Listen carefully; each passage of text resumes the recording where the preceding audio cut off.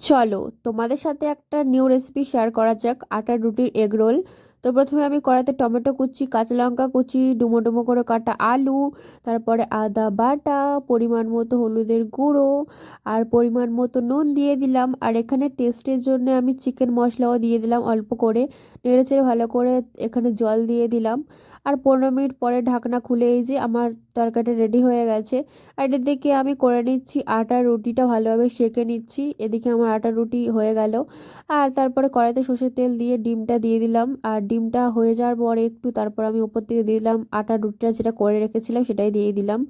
আর দু পিঠ ভালো করে ভেজে নেওয়ার পরে এই যে আমার রোলটা হয়ে গেছে। এবার ভিতরে পুরটা রেডি করলাম।